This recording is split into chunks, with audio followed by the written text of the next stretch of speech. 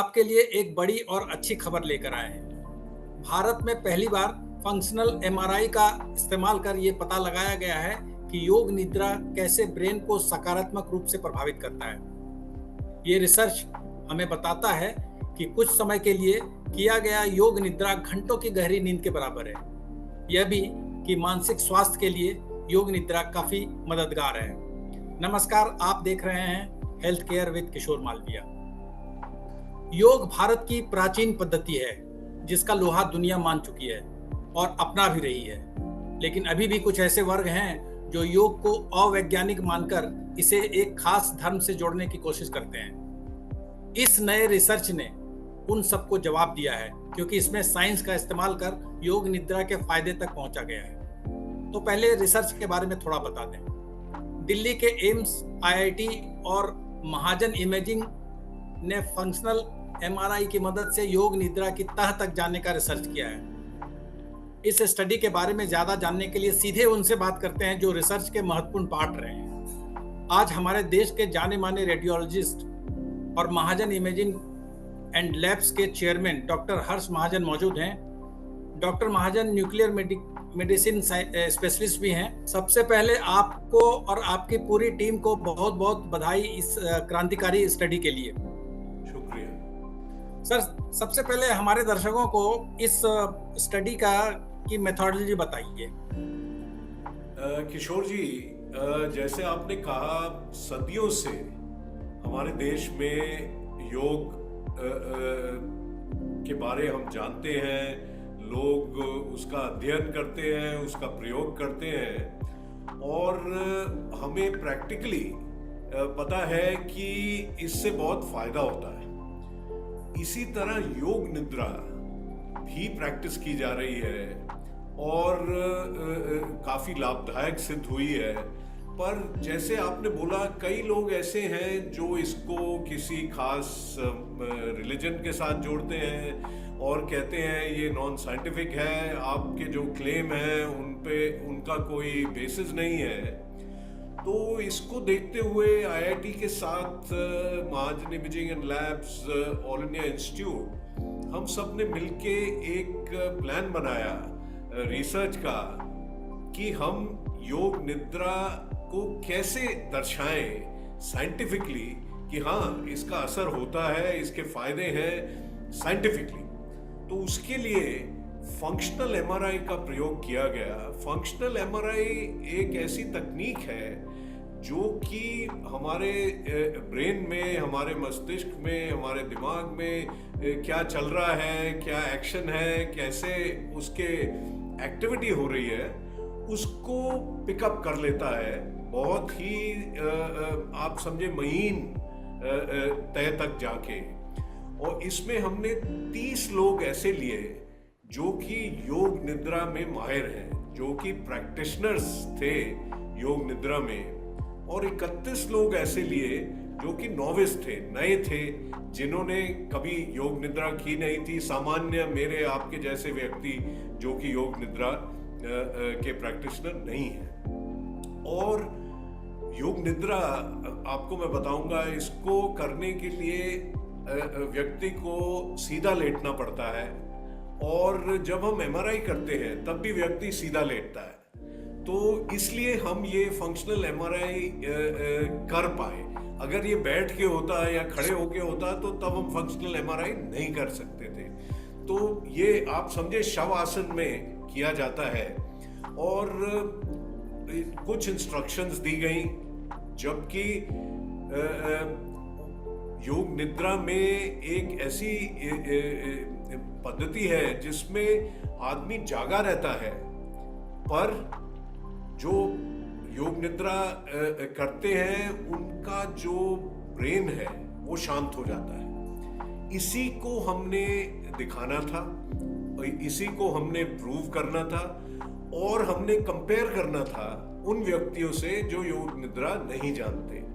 तो ये एमआरआई के अंदर किया गया और हमने देखा कि कुछ जो एक्टिविटी होती है ब्रेन में, जो योग निद्रा वाले कर रहे थे और ये लोग एमआरआई के अंदर योग निद्रा कर रहे थे, उनमें जो एक्टिविटी थी वो बहुत कम थी। ब्रेन में डिफरेंट पार्ट्स ऑफ ब्रेन में कनेक्टिविटी होती है। हमने ये भी देखा कि वो कनेक्टिविटी भी बहुत कम थी। एक डिफॉल्ट नेटवर्क होता है वो भी शांत हो गया। तो ये कुछ ऐसा हुआ कि जो एक्शन एक सोए व्यक्ति में होता है, जब वो सो रखा है, वो ही एक्शन यहाँ पे दिखा एक व्यक्ति में जो कि अवेक है और जो हमारी बातें सुन पा रहा है, हमारी इंस्ट्रक्शंस फॉलो कर रहा है। और जो हमने देखा जो सामान्य व्यक्ति थे, उनके अंदर ऐसा कुछ नहीं हुआ। उनके अंदर जैसे ब्रेन में तेज एक्टिविटी होती है वो वैसी ही रही। डॉक्टर साहब, आप जो कह रहे हैं, क्या इसका मतलब ये है कि जब आप एमआरआई कर रहे हैं, किसी का कर रहे थे इस स्टडी के दौरान, तो उस दौरान वो आदमी योग निद्रा भी कर रहा था? जी हाँ, जी हाँ। एमआरआई के अंदर योग निद्रा कर रहे थे और हम स्कैन कर रहे थे। स्कैनिंग चल रही थी और वो योग निद्रा कर रहे थे, और दोनों में, और वो ही जो इंस्ट्रक्शंस थी उन्हें भी दी जा रही थी जो योग निद्रा के प्रैक्टिशनर नहीं है। तभी हम दोनों में फर्क। सो इन अ वे वो कंट्रोल का रोल अदा कर रहे थे और योग निद्रा वाले सब्जेक्ट थे जिन पे रिसर्च हो रही थी। तो दोनों का फर्क दिखाना बहुत जरूरी है, और वो फर्क और अंतर बहुत ही था। सर, एमआरआई मशीन के अंदर लेटकर योग निद्रा करना, वो डिस्टर्ब नहीं हो रहे थे? नहीं जी, जो ये व्यक्ति हैं, चाहे वो डिस्टर्ब हुए नहीं हुए, पर दोनों में इतना अंतर आया। उनके ब्रेन में शांति हमें दिखी, उनके ब्रेन के जो कनेक्टिविटी थी वो कम दिखी, एक्टिविटी कम दिखी। तो मतलब आप देखें, दोनों वर्ग जो थे उनमें कंडीशन सेम थी, और योग निद्रा वाले जो थे उनमें हमने बहुत अंतर देखा। तो डॉक्टर साहब, आपने जो पार्टिसिपेंट्स का चयन किया वो कैसे किया? कोई क्राइटेरिया उसके लिए? क्राइटेरिया यही था जी, सामान्य व्यक्ति तो ढूंढने बहुत ही आसान है, और योग निद्रा के जो प्रैक्टिशनर्स हैं वो all India institute, IIT Delhi, उनकी जो खोज की टीम है, उन्होंने उनको लिया। और मैं ये आपको बताना चाहूँगा कि बहुत ही एक्साइटमेंट था कि एक जो हमारी एक प्राचीन बिलीफ है, उसका हम साइंटिफिक बेसिस खोजने के लिए चले हैं, और एंथुसियाज्म बहुत ज़्यादा था। डॉक्टर साहब, एक सवाल और मन में उठता है कि एम्स और महाजन इमेजिंग की बात तो समझ में आती है कि आप मेडिकल फील्ड से जुड़े हुए हैं, एक्सपर्ट हैं। IIT का क्या रोल रहा इसमें? देखिए, IIT का बहुत अहम रोल रहा, क्योंकि अल्टीमेटली फंक्शनल एमआरआई टेक्निक से जो रिजल्ट निकलता है सारे बेसिकली मैथमेटिकल कैलकुलेशंस हैं, और IIT के अंदर भी हेल्थ केयर रिसर्च की एक पूरा विभाग है जो कि हेल्थ केयर में रिसर्च करते हैं। तो मैं ये कहूँगा कि अगर IIT साथ में ना होता तो शायद ये स्टडी हो ही ना पाती। डॉक्टर साहब, एक सवाल और है कि इसकी एक तो सबसे बड़ी फाइंडिंग्स अगर आपसे पूछा जाए एक लाइन में, तो सबसे बड़ी फाइंडिंग्स क्या है? दूसरा ये है कि अब तक मेडिटेशन पे या योगा पे जो भी स्टडीज हुए हैं उससे ये अलग 4 कदम आगे कैसे है, थोड़ा सा हमें बताएं। इसमें ये है, फाइंडिंग तो ये है कि जागी हुई अवस्था में ब्रेन आपका सोया है। योग निद्रा अगर आप करेंगे, मतलब ये मैं बहुत सरल भाषा में बोल रहा हूँ, कईयों को शायद थोड़ा सा अनसाइंटिफिक भी लगे, पर समझाने के लिए ये सही है। दूसरा सवाल आपने पूछा कि मेडिटेशन पे जो अब तक हुए हैं उससे अलग कैसे? इसमें देखिए, मेडिटेशन पे बहुत रिसर्च हुई है। EEG होता है जो इलेक्ट्रिकल डिस्चार्ज ब्रेन का दिखाता है, उसका प्रयोग करके हुई है। न्यूक्लियर मेडिसिन टेक्निक्स हैं, ब्रेन स्पेक्ट है, ब्रेन पेट है, उसको करके हुई हैं। ओम चैंटिंग पे पहले काम हुआ है, निमैंस बैंगलोर में है, उन्होंने कोई 12-14 साल पहले ओम चैंटिंग पे काम किया, और विभिन्न देशों में मेडिटेशन पे काम हुआ है। पर ये पहली बार है कि योग निद्रा में और फंक्शनल एमआरआई को लेके और इतनी बड़ी स्टडी, मतलब 61 लोग एफएमआरआई करें, ये बहुत अधिक नंबर है। अगर हम एफएमआरआई की स्टडीज को देखें तो ये पहली बार हुआ है, और इसके रिजल्ट्स जो हैं वो आप मानिए किशोर जी कि ये दुनिया भर में इसने जो प्रैक्टिशनर्स हैं, जो टीचर्स हैं योग के, जो इसको फॉलो करते हैं, उनमें खुशी की लहर आई है कि देखिए ये हम वैसे ही नहीं कर रहे थे, ये साइंटिफिकली प्रूव हो गई। योगा के जो बाकी प्रैक्टिसेस हैं उस पर ब्रेन का जो प्रभाव पड़ता है उससे योग निद्रा बिल्कुल अलग है, या बाकी का ब्रेन पे प्रभाव नहीं पड़ता है? हालांकि आपका स्टडी का वो केंद्र नहीं था, लेकिन मैं अलग से हम मानते तो ये हैं कि हर योग की जो क्रिया है उससे कुछ ना कुछ फर्क पड़ता है, उससे कुछ शांति मिलती है, उससे एंजाइटी कम होती, डिप्रेशन कम होती, बीपी कंट्रोल में होता, हार्ट डिजीज होने का चांस कम होता है, लेडीज में मेंस्ट्रुअल इरेगुलरिटीज कम होती हैं। ये सब तो योग निद्रा के बारे कहा गया है। पर योग वैसे ही आप देखें, अब तो पूरे विश्व में इसका डंका बज रहा है, पर अभी तक कोई स्टडी हुई नहीं ये देखने के लिए।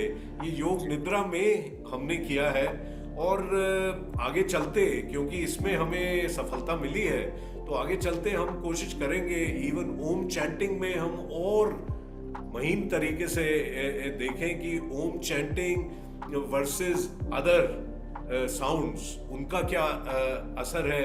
तो ये अब एक मुहिम शुरू की है, तो इसको हम छोड़ेंगे नहीं। ये बताइए सर कि भविष्य में मेंटल हेल्थ ट्रीटमेंट में आपके इस स्टडी की फाइंडिंग का कितना असर पड़ेगा? मुझे लगता है बहुत असर पड़ेगा। पहले भी जो psychologist, psychiatrist, mental health specialist वो समझाते थे कि मेडिटेशन का फायदा है, और योग निद्रा का काफी अधिक फायदा है, क्योंकि आज की रोजमर्रा की जिंदगी में सोने का समय कम होते जा रहा है। पहले 8, 9, 10 घंटे सोया करते थे, अब 4, 5, 6 घंटे में हर आदमी भागा दौड़ी में लगा है। तो इसको देखते हुए मुझे लगता है कि इसका जो इस्तेमाल है, इसका जो प्रचलन है, वो बढ़ेगा, क्योंकि एक साइंटिफिक बेसिस मिल गया। आप मानेंगे कि अभी तक मैं नहीं करता था, और अब मैंने भी इच्छा बनाई है कि मैं भी योग निद्रा इस्तेमाल करना शुरू करूंगा। एक और सवाल है सर, इंटीग्रेशन ऑफ योग निद्रा इनटू क्लिनिकल सेटिंग्स, जो मैं अभी बात कर रहा था कि वो उसको ये स्टडी कितना प्रभावित करेगा? देखिए, इसकी बहुत जरूरत है। Holistic medical therapy, holistic health को सिर्फ एक दवाई के दायरे में ना देखा जाए। स्वस्थ रहने के लिए, बीमारी से स्वस्थ होने के लिए बहुत एलिमेंट्स हैं, जिनमें दवाई केवल एक मात्र है। सो ये हमारा जो एंशिएंट विजडम है, और जो नया साइंटिफिक हमें रिसर्च है, और जो साइंस ने उपलब्धि दी है, इन दोनों का मिश्रण बहुत जरूरी है, और ये हमारे देश में ही हो सकता है। सो आयुष मंत्रालय भी बनाया गया हमारे देश में, वो भी लगा है। हमें जो जरूरत है वो ये है कि एलोपैथिक मॉडर्न सिस्टम और आयुष, हमारा जो प्राचीन सिस्टम है, उनके जो आजकल वो अपने साइलोज में काम कर रहे हैं, इन साइलोज को तोड़ने की जरूरत है, और ताकि we get the best of both worlds. दोनों को हम ये नहीं कि हम एक दूसरे से जूझ रहे हों और एक दूसरे की क्रिटिसिज्म कर रहे हों। जो जिस पद्धति में जो चीज अच्छी है उसको हमें अपनाने की जरूरत है, और जहां इनका मिश्रण अल्टीमेटली सक्सेसफुल होगा हेल्थ में, उसको अपनाना चाहिए। और ये स्टडी और ऐसी कई स्टडीज जो हुई हैं और जो आने वाली हैं, मुझे लगता है ये साइलोज को तोड़ने में असर कारक होंगी। आपने इस स्टडी के बाद ये महसूस किया क्या कभी कि योग के डिफरेंट प्रैक्टिसेस पे, मेडिटेशन पे अभी और भी बहुत स्टडी की जरूरत है? जैसा कि आपने अभी ओम के साउंड पे बताया, वैसे और भी बहुत स्टडी की जरूरत है, या आप आगे और करना चाहेंगे? जी जी, हम तो करना ही चाहेंगे और इसमें कोई शक नहीं है कि और स्टडीज की जरूरत है। बहुत कुछ हमारा एंशिएंट विजडम है, एंशिएंट कल्चर है, जिसको साइंस के धरोहर पे अभी आंकलन नहीं किया गया। और ये जरूरी है, चाहे आयुर्वेद है, उसके जो उपलब्धियां हैं, उन सबको मॉडर्न साइंस के धरातल पे हमें देखने की जरूरत है, प्रूव करने की जरूरत है, और हम इसमें अग्रसर रोल अपनाना चाहेंगे।